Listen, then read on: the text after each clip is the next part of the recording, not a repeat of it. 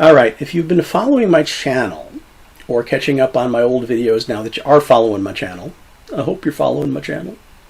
Anyway, you've probably heard the story over and over again about how I started calendar year 2020. This was before 2020 became the 2020 that we've all come to know and loathe. Yeah. Started 2020 with a catastrophic injury. Now, combining that with other health concerns, I decided it was time to seriously, heavily get back into martial arts training and, yes, swordsmanship, including Japanese swordsmanship. I've talked about how, as an old man, I've even started to explore HEMA. But speaking of Japanese swords and swordsmanship, I started 2020 with my standing collection of a little over a dozen swords, of which 10 are Japanese-style swords, 2 of which are my original antique Shingunto. Now, some of those swords I've had for 10 years, some of them I've had for 40 years. So a lot of familiarity with those. But again, if you've been following my video reviews, you know I have, shall we say, significantly expanded my collection. Now, just talking about the Japanese-style swords, not the Chinese-style swords or all the European swords I've acquired in the last year and a half,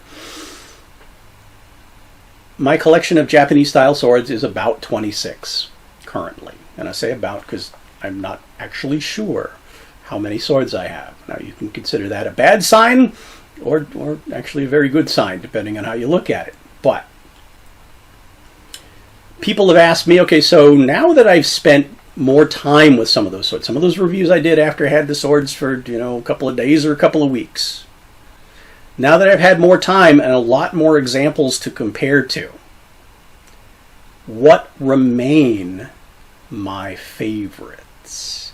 Now I'm going to filter the list a little bit. I'm going to eliminate those original 10 because I want to talk about the new purchases, which are also ones that you might still be able to actually acquire on the market today. And I know the market's been pretty lean, but it's getting better. I also want to filter out any of the swords that I have had to do or felt like I had to do significant modification to. So these are going to be swords that I still really like just as they were, pretty much. Maybe a little bit of changes I made, and we'll talk about that. The ones that I like the way they came to me out of the box. I'm going to go for a top 4 with a couple of honorable mentions. So what are they? All right, first honorable mention. Now, one thing I should add to my criteria is something that's going to put swords on this list. Not only good value, but how much time they wind up in my practice rotation. I've got a number of swords I've acquired that I really love the quality and the value and the aesthetics and everything like that, but okay, I admit they gather more dust than others. This one doesn't. This one spends a lot of time in my hands. This is the Ryujin Type 98 Shingunto reproduction. Was gone from the market for a while, but I've seen it back. Value, $250. For that, you get a pretty excellent reproduction that comes with a brocade sword box and a cleaning kit, and yes, a tassel. But you also get a clay-tempered T10 blade. And this thing has been a very solid build and a good cutter. It's comfortable in the hands for me. It's very well balanced. Fit and finish overall really good, except for a couple of rough spots, I admit, in the side. Yeah.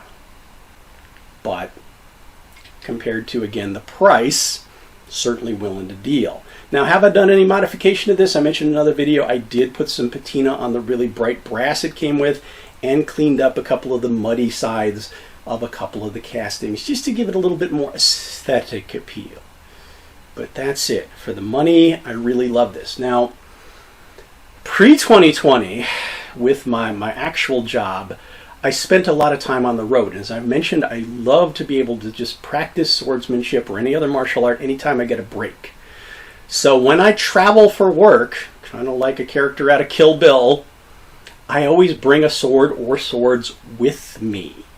Now, considering I might be on the road for 2, 3, 4 weeks, I would certainly think about picking this one up, throwing it in a bag and putting it in the car, taking it as a travel and training companion.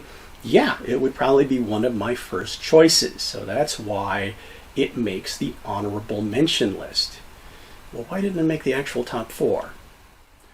Honorable mention number 2, Loe Sword Kogarasu Maru.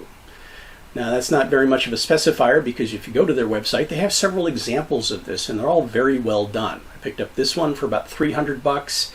I consider that an excellent value for what I've got, which is one thing that puts it on the list. Starting with the saya, very well lacquered, has that nice Samakawa upper quarter and yes, horn fixtures. Now I did make some minor modifications, as I mentioned in another video.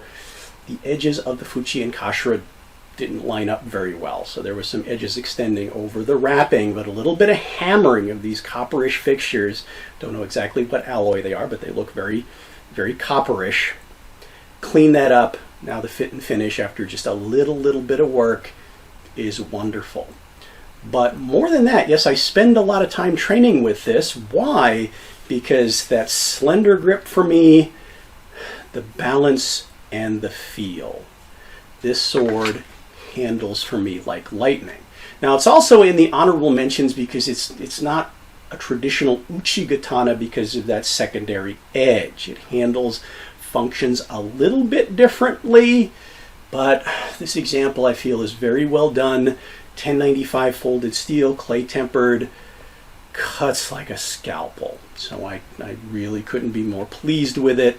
Again, the only things I had to do were some minor fit alterations. Again, that tends to put it a little bit further down on the list, and there is, spoiler alert, another Loe sword higher up on the list, but yeah, I had to give this an honorable mention. Honorable mention 3, and the last of my honorable mentions, I promise. My Murasame Type 95 NCO Gunto, and it's on the honorable mention list because it is kind of a niche weapon for me. The balance and weight, especially with the solid brass grip, makes it a much heavier sword than a lot of my other Japanese style swords, and balanced very much towards the grip. So that changes, again, the balance and handling significantly, but it makes it very, very, very interesting. Now, in the review of this, I pointed out it's semi-authentic. They got a lot of things right about it and a few things that aren't, but I wasn't looking for something that would fool a collector. And in certain ways, certain features of this sword, I feel are actually better than a lot of the originals that I've seen. You've got a solid brass grip with a nice patina. It's very well done. The only modifications I've had to do were there were some sharp edges that I rounded on the inside of the rim of the tsuba and a little bit on the mounting fixture for that lock. Once that was done, it's pretty comfortable to use. Drawing, sheathing, everything like that is very smooth. There is some wood lining in the saya which protects the sword, but you've got a very solid build, T10 blade, clay tempered, again very well balanced, and it's been very, very solid as a performer. Now I did break it down. The brass grip isn't fully solid. It's pretty thick walled. Underneath it though is wood that is very well fit to the Nakago, and then you do have a single pin, which is a double-ended brass screw that is fit to some really incredible tolerances. This blade so far isn't going anywhere in cutting practice. So just impressive. And the customer service I got from Swan, who hand-picked this for me, showed me some examples before he sent it out. Yeah, awesome. Price, $350. It's still available. Yeah, great value, great sword, but different enough from, again, a traditional uchigatana not to make the top 4, but just barely. All right, we're finally into the top 4, the swords that I tend to use, go to the most, and you've probably seen them most frequently in my, well, semi-instructional demonstration videos, whatever you want to call those. See them used again and again and again on a regular basis. Starting with number 4, barely. It's kind of hard to put some of these in order, but I'm calling this number 4. This is another Ryujin. This is a special build that I got around the holidays that they called the Kuro Kensai. You can look at the review on that one. It's in my history.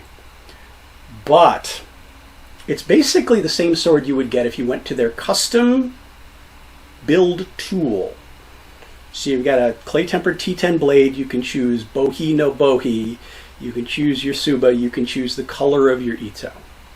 The only real difference on this one is you get black same with it. So that was a nice touch.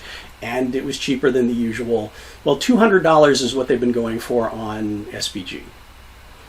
But fantastic value. But what makes a sword really valuable to me personally, and not necessarily how much it's worth, but how it feels, how it handles, how it's built. And the feel on this sword is just extremely comfortable to me.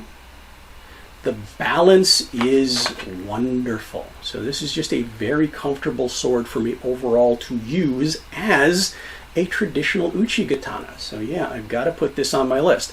Again, as I mentioned previously, I spend a lot of time on the road, or at least I used to before 2020 kind of shut me down and isolated me.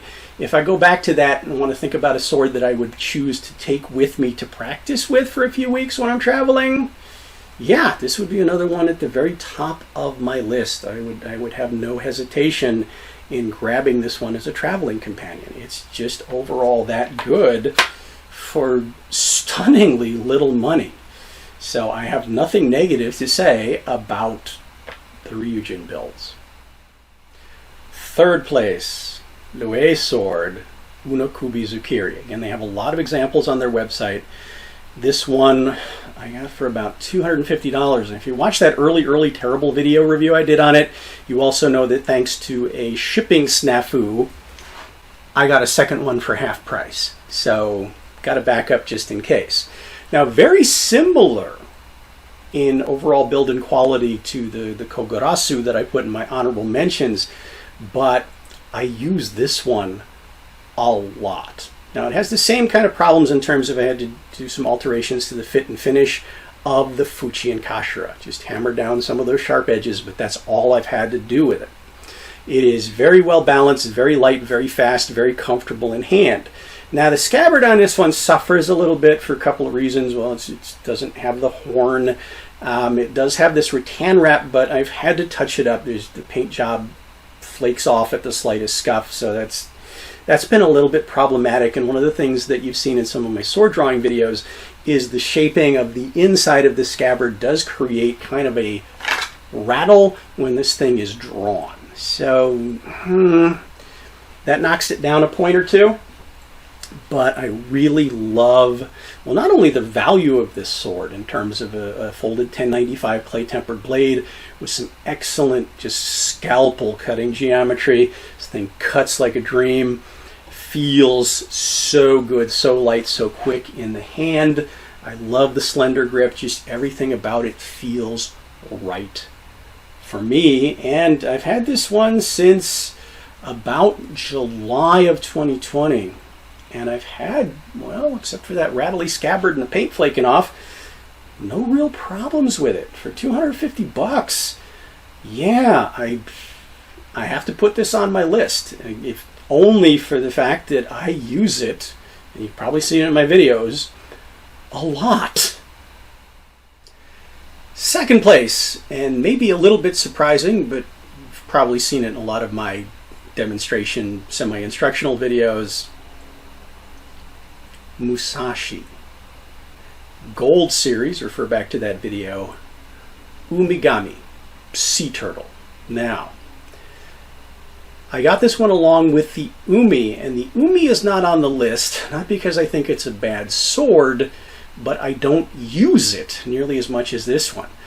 What are the major differences? Well, the Umi has a thicker grip and also cotton wrapping, which is pretty comfortable, but the blade, which is a 1060 Kabuse Katai, so laminated steel clay tempered, the Umi has no bohi, which makes it heavier. It's a lovely sword, gorgeous sword, and if I'm looking for a heavier sword, yeah, that one tends to come out, and that's the one that gets used. But again, call me a little bit lazy, I do tend to focus, especially with my injury, on a blade that's a little bit lighter. And this one fits the bill. It's light, quick, well balanced, and I haven't had to do a single thing to it since I've owned it, which is about a year now. However, I can't say a single thing if I'm being honest, but I consider this general maintenance. When it came to me, you'll notice still that the saya is a little bit loose, and I've had to snug it up a little bit.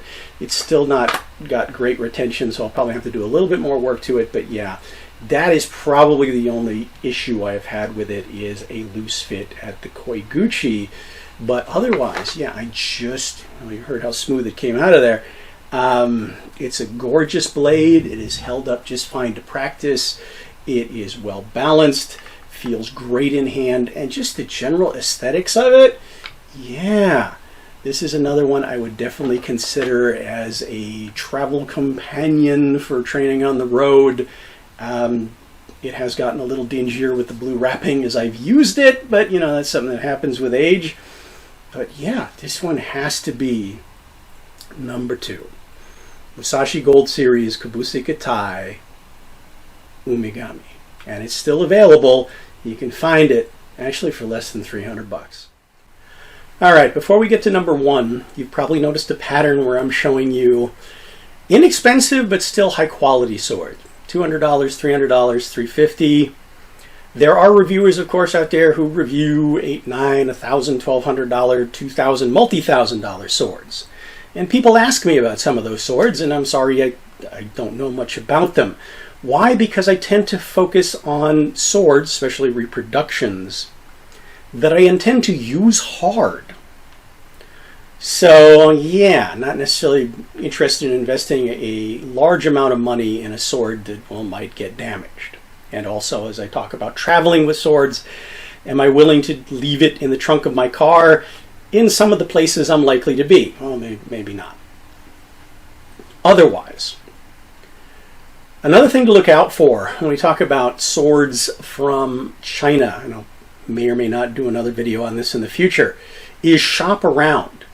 Because especially swords out of Longchuan, you have to realize there's multiple dealers that may offer the same or a very similar build for radically different prices. One keyword I would recommend you look for from some of these dealers in their listings is when they use the word top to describe something. Top fittings, top fixtures. Tends to imply more hand fitting and maybe even a little bit more handcrafting detail in the fixtures versus just assembling a sword from a lot of random production parts, which leads to, things not fitting quite right. Now, also, as I talked about my favorite swords being the ones that I tend to use the most, you haven't seen the entire studio yet, but there are swords on walls, swords on racks all over the place. The ones that are in easiest reach on those racks have a special place because those are the ones I use the most. The sword I'm about to show you, though, since I bought it, and it's been a while, has never lived on a rack. It's kind of homeless. Well, not exactly. It's always been sitting right at my side by my desk this entire time. And that one is Murasame Swords Type 98 Shingunto reproduction.